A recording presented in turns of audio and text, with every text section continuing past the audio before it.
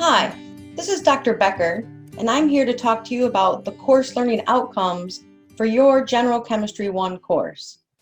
First, let's talk about what a course learning outcome is.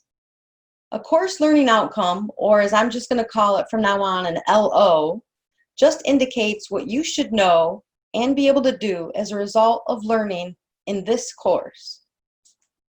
Let's go LO by LO, and I will explain what each LO entails and which chapters they can be found in. Let's start with LO1.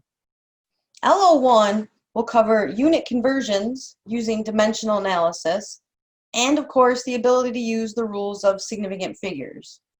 All of this can be found in Chapter 1.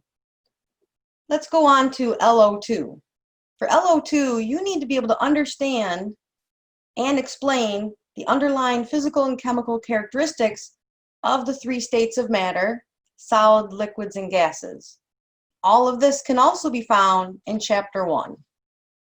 Let's go to LO3. In LO3, you're going to learn about the periodic trends, including electronegativity, atomic radius, ionization energy, and electron affinity. All of these periodic trends can be found in Chapters 7 and 8. Let's go to LO4. In LO4, you're going to be learning about the structure of atoms and their respective electrons, protons, and neutrons. All of this atomic theory can be found in Chapter 2. LO5. In LO5, you're going to learn about the similarities and differences of chemical bonds, including covalent and ionic bonding. For LO5, the information can be found in Chapter 2, and then more specific information in Chapter 9 and 10. LO number 6. In LO number 6, you're going to be doing nomenclature, which is just the naming and drawing of chemical formulas. We're going to be doing this for covalent compounds, ionic compounds, acids, and hydrates. All of the nomenclature can be found in Chapter 2. LO number 7. In LO number 7, you're going to be using the mole, right, so that you can do conversions from the number of particles to the moles to the grams, and from the grams to moles to the number of particles. This will include limiting reactant problems. These are in Chapter 3. LO7 also includes the types of reactions, which we'll be covering, which will be combination, decomposition, single replacement, double replacement, precipitation, acid-base neutralization, and redox reactions.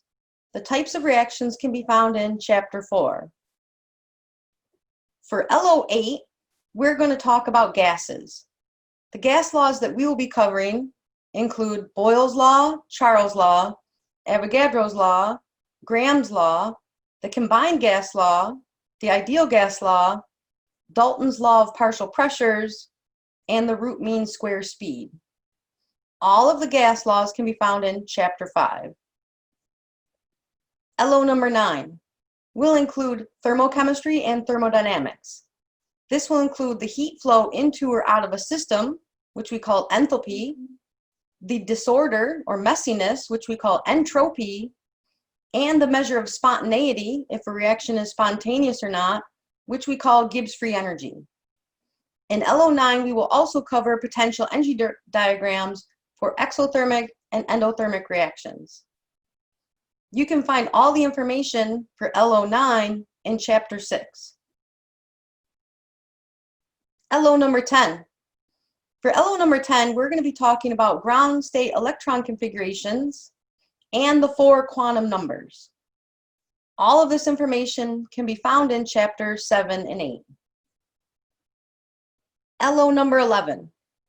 For LO number 11, we're going to be learning about Lewis dot structures, bond and molecular polarity, molecular shape, electron pair geometry, and hybridization. All of this information can be found in Chapter 9 and 10. Let's go to LO number 12.